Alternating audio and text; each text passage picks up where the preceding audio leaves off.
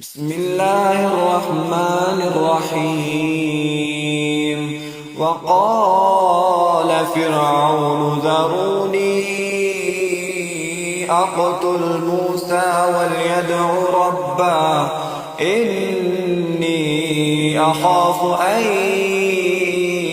يبدل دينكم أو أن يظهر في الأرض الفساد.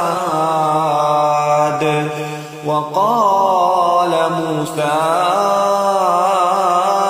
إني عذت بربي وربكم من كل متكبر لا يؤمن بيوم الحساب.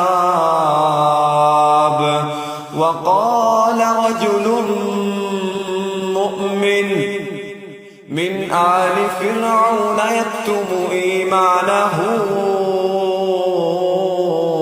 أتقتلون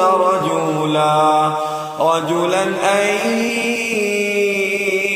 يقول ربي الله وقد جاءكم بالبينات من ربكم وإن يك كاذبا فعليه كذبه وإن يك صادقا يصبكم بعض الذي يعدكم إن الله لا يهدي من هو مسرف كذاب. يا قوم لكم الملك اليوم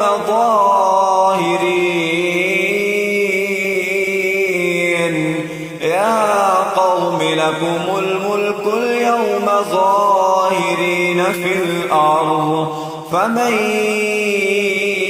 ينصرنا من بأس الله إن جاءنا. قال فرعون ما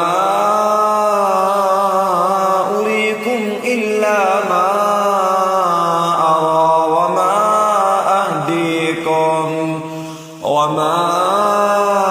أهديكم إلا سبيل الرشاد. وقال الذي آمن يا قوم إني أخاف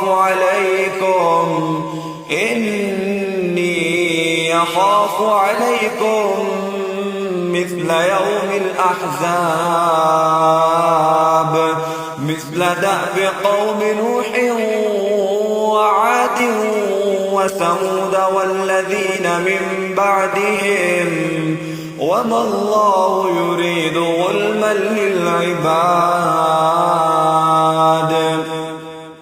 ويا قوم إني أخاف عليكم مثل يوم التناد